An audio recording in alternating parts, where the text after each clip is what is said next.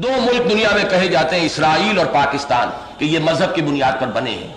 मुझे इसराइल के बारे में इख्तिलाफ है, वो मैं बाद में अर्ज करूंगा, लेकिन यह कि पाकिस्तान के बारे में कहीं इख्तिलाफ की गुंजाइश नहीं है कि यह मजहब के नाम पर कायम किया गया। इस नारे से मुसलमान मुत्तहिद हुआ है, उसकी मोटिवेशन जो हुई है, वो जो मुस्लिम लीग के झंडे तले आया है तो वो इसी नारे से आया, लिहाजा बना तो ये पाकिस्तान इस्लाम के नाम पर है। अलबत्ता अब दूसरे लेवल पर आइए, अगर हम ये क्वेश्चन पोज करें कि तहरीक पाकिस्तान का असल जज्बा मुहर्रिका क्या था, तो मेरे नजदीक यहां इख्तिलाफ की बड़ी गुंजाइश है। यह वो है कि असल मुहर्रिक क्या है। और सबसे पहले मैं आप लोगों के लिए शायद हैरानी की बात हो, मैं डंके की चोट कह रहा हूं कि असल जज्बा मुहर्रिका मजहबी नहीं था, इसलिए कि किसी भी तहरीक का जो असल जज्बा मुहर्रिका है वो सबसे गाढ़ी शक्ल में नुमाया तौर पर नजर आना चाहिए उसकी क़यादत में। और आज इस हकीकत को हमें मानना चाहिए, ये बातें कहने की जुर्रत अब पैदा होनी चाहिए। तहरीक मुस्लिम लीग की क़यादत जो है मजहबी लोगों पर हरगिज़ मुश्तमिल नहीं थी। बाद में मजहबी लोग उसके साथ शामिल हो गए हैं, सपोर्ट किया उन्होंने, असल क़यादत नहीं थी। इसको जरा इस फर्क को ज़हन में रखिए कि एक है शरीफ इंसान, बाकिरदार इंसान, सच्चा इंसान, दयानतदार इंसान, एक है मजहबी इंसान। मैं इन अल्फाज की जो कॉनोटेशन है उसके फर्क को ज़हन में रखिए। बाकी चीजें मैं इस वक्त उनमें से किसी की नफी नहीं कर रहा, लेकिन जिस चीज की नफी कर रहा हूं धड़ल्ले के साथ वो ये है कि मजहबी लोग वो नहीं थे, उनकी अक्सरियत प्रैक्टिसिंग मुस्लिम्स पर मुश्तमिल नहीं थी। ये बात जो है हमें अच्छी तरीके से समझनी चाहिए, माननी चाहिए। इसके लिए मैं एक अमानत है जो आज आपके हवाले कर रहा हूं, प्रोफेसर चिश्ती साहब की बताई हुई एक रिवायत, जिसके कि वो चश्मदीद गवाह है जिस वाक़े के, उन्होंने मुझे सुनाया। मेरी नोटबुक में लिखा हुआ है, वहां से लस बलस नकल करके लाया हूं। सन 42 में जालंधर में मुस्लिम लीग की हाई कमांड का एक जलसा हुआ था कि सिखों के साथ डायलॉग शुरू की जाए, उसके लिए कोई उसूल मुअय्यन किए जाएं, उनके साथ कोई बात शुरू हो सियासी मुफाहमत की। जालंधर में एहसान अली साहब, खलफुर रशीद खान बहादुर, इनाम अली साहब के मकान पर यह जलसा हुआ। इस जलसे में मुस्लिम लीग हाई कमांड की 23 बड़ी शख्सियतें जमा थी। कायदे आजम भी थे, लियाकत अली खां भी थे, नवाब इस्माइल खां भी थे, चौधरी खलीकुज़्ज़मा भी थे, सरदार औरंगजेब भी थे, काजी ईसा साहब भी थे, चुंदरीगर साहब, ए के फजलुल हक, सेठ इब्राहिम जाफर पूना वाले, मौलाना अकरम खां, ये नाम तो उन्हें याद रहे। खुद चिश्ती साहब उसमें शाहनवाज ममदूह साहब के नुमाइंदे की हैसियत से शरीक थे, इसलिए कि वो बीमार थे। एक वहां खातून भी थी बुर्के में, मौलाना मोहम्मद अली जौहर की बेवा। चिश्ती साहब का मुशाहिदा यह है कि मगरिब की नमाज का वक्त आया और निकल गया। उस पूरे जलसे में से सिवाय 2 अफराद के किसी ने खड़े होकर मगरिब की नमाज नहीं पढ़ी। उन 2 अफराद में से एक चिश्ती साहब खुद थे और दूसरी बेवा बेगम मोहम्मद अली जौहर मरहूम। इससे अंदाजा मैं सिर्फ आपको ये देना चाहता हूं। इसी की एक और मिसाल भी मौजूद है, वो तो हमारे अपने होश की है। वही वो समिट का जिसका मैंने जिक्र किया है, जुमे के रोज वो समिट कॉन्फ्रेंस 22 फरवरी 1974। आप लोगों ने तो टेलीविजन पर भी देखा होगा, मेरे यहां तो नहीं है टेलीविजन, मैंने तो सुना ही है सिर्फ। आपके लिए दीद होगी, मेरे लिए शुनीद है, और शुनीदा कै बहुत मानिंदे दीदा। लेकिन यह कि रिवायत यही है कि मगरिब का वक्त आया है, कॉन्फ्रेंस जारी रही है, कोई एक शख्स नहीं उठा। उस इज्तिमा में यह तासुर ही नहीं था कि कौन सा वक्त आया है और कौन सा वक्त जा रहा है, सिवाय ये कि शाह फैसल शहीद रहमतुल्लाह अलैह वो उस इजलास में लेट आए थे, नमाज मगरिब की पढ़कर आकर शरीक हुए थे। बाकी ये सरबराहान ममलकत, पूरे आलम इस्लाम की चोटी की शख्सियतें जमा थी। लेकिन यह कि नमाज, और नमाज भी मगरिब की नमाज। बाकी नमाजों का मामला तो यह होता है कि आदमी कुछ आगे पीछे कर लेता है, लेकिन जो जरा सा भी नमाज का आदी होगा मगरिब की नमाज के वक्त बेचैन हो जाता है, इसलिए कि उसका वक्त बहुत तंग होता है। तो मैं सिर्फ ये अर्ज करना चाहता हूं कि यह तहरीक जो है, आज भी हमारा हाल जो है इज्तिमाई सतह पर वो वही है, और वही उस वक्त था कि तहरीक मुस्लिम लीग कोई मजहबी तहरीक नहीं थी। इस हद तक जो भी कहे वो सही है, मुझे उससे इत्तेफाक है। अलबत्ता फिर क्या थी, यहां एक बात है कि जिसको जरा समझने की जरूरत है। کوئی شخص اسے سیاسی کہے گا، میں اسے کہوں گا جزوی حقیقت ہے، کلی حقیقت نہیں۔ کوئی شخص معاشی کہے گا جذبہ محرکہ، میں کہوں گا جزوی حقیقت ہے، کلی حقیقت نہیں۔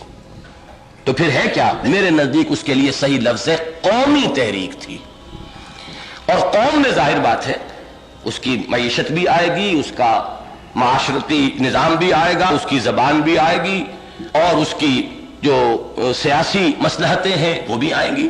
قوم تو ان تمام چیزوں کا مجموعہ ہے، اور یہ کہ مذہب بھی بہرحال قوم کی سطح پر کسی نہ کسی درجے میں اس میں شامل ہو جائے۔ میں یہ سمجھتا ہوں کہ اس حقیقت کو ہمیں ماننا چاہیے کہ اصل میں یہ ایک چھوٹی قوم کا ایک فیئر کمپلیکس تھا ایک بڑی قوم کے مقابلے میں، جس کے نتیجے میں پاکستان وجود میں آیا ہے۔ شاید کچھ حضرات کہیں کہ یہ نیگیٹو جذبہ محرکہ ہوا، میرے نزدیک دنیا میں بڑے بڑے واقعات اسی فیئر کمپلیکس کے نتیجے میں وجود میں آتے ہیں۔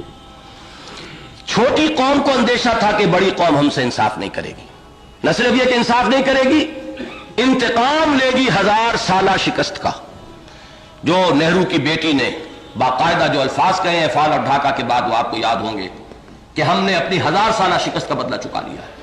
یہ کوئی پٹیل نہیں تھا کہنے والا، یہ بلکہ نہرو کی بیٹی موتی لال نہرو کی پوتی، کہ جن کا مذہب سے کوئی سروکار نہیں، کوئی تعلق نہیں۔ اگر اس قوم کی ایک ایسی عورت بھی اپنے اندر وہ انتقام کا جذبہ اس قدر شدت کے ساتھ رکھتی کہ اس نے بڑبڑا یہ الفاظ کہہ دیے، حالانکہ وہ بڑی سیاست دان تھی، اسے الفاظ جو ہے بہت ناپ تول کر ادا کرنے چاہیے تھے، لیکن اس نے بڑبڑا کہا۔ دل میں جو ہوتا ہے، عربی کی ایک مسئلہ ہے کہ ظرف میں جو ہوتا ہے ٹپکتا ہے، تو جو بھی برتن میں ہوگا وہی ٹپکے گا۔ تو وہ جو انتقامی جذبات تھے، اصل میں ایک چھوٹی قوم کو یہ اندیشہ ہوا کہ بڑی قوم اس کے ساتھ انصاف نہیں کرے گی، بلکہ یہ کہ انتقام لے گی، اسے معاشی طور پر بھی ایکسپلائٹ کرے گی، سماجی اعتبار سے اس کے تشخص کو ختم کرے گی، اور اس میں تو جیسے کہ شواہد موجود تھے مذہبی سطح پر بھی وہ ریکلیم کرنے کی فکر میں تھے کہ جتنے لوگ ہندوستان میں سے مسلمان ہوئے ہیں، یہ تو در حقیقت ہماری کھوئی ہوئی بھیڑیں ہیں جنہیں ہمیں ریکلیم کرنا ہوگا۔ یہ اصل میں خطرہ، یہ اندیشہ تھا، لہذا تحریک پاکستان کا اصل جذبہ محرکہ قومی ہے۔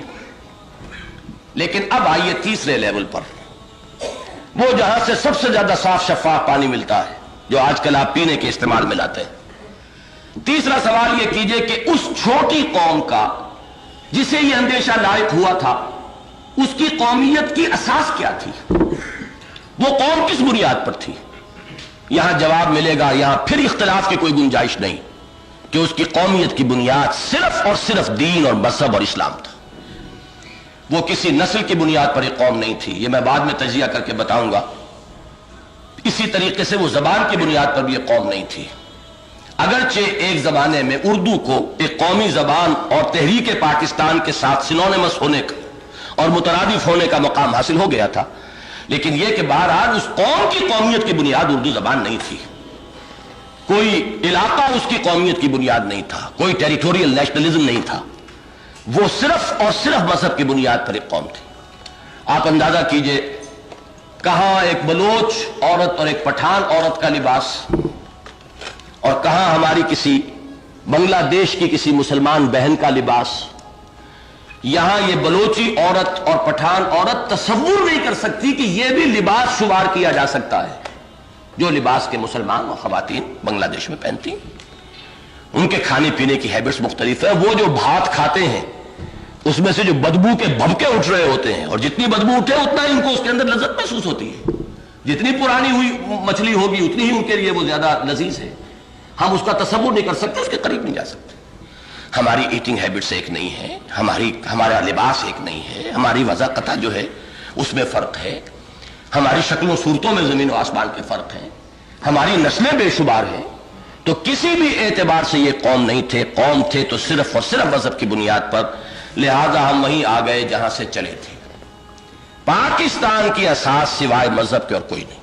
یہ وہ حقیقت ہے جسے اگر صحیح طور پر ریکگنائز نہ کیا جائے، اس کو صحیح اہمیت دے کر اپنے دل میں بٹھا نہ لیا جائے، اپنی آئندہ کی سوچ کا اسے کارنر سٹون اگر نہیں بنایا جائے گا، تو آپ کی سوچ کسی وقتی تاثر میں ادھر یا ادھر بھٹک جائے گی۔ اس کو جان لیجئے کہ اس کی جڑ اس کے سوا کوئی نہیں ہے۔ پاکستان کی جڑ، پاکستان کے لیے جواز، پاکستان کے لیے اساس، یا جسے آپ رائزان دترے کہتے ہیں، رائزان ڈیٹرے جس کو انگریزی میں ہم لکھتے ہیں، کہ اس کے لیے جواز جو ہے وہ صرف ایک ہے اور وہ اسلام ہے، اس کے سوا کوئی نہیں۔ لہذا یہ مستحکم ہوگا تو اس جڑ پر، اس کے اندر توانائی آئے گی تو اس کی اساس پر، اس کا بقا ممکن ہے تو اسی کے حوالے سے۔ کوئی اور چیز اس کے استحکام کی اساس نہیں بن سکتی، کوئی اس کے بقا کے لیے اور اس کے دوام کے لیے کوئی چیز سہارا نہیں بن سکتی۔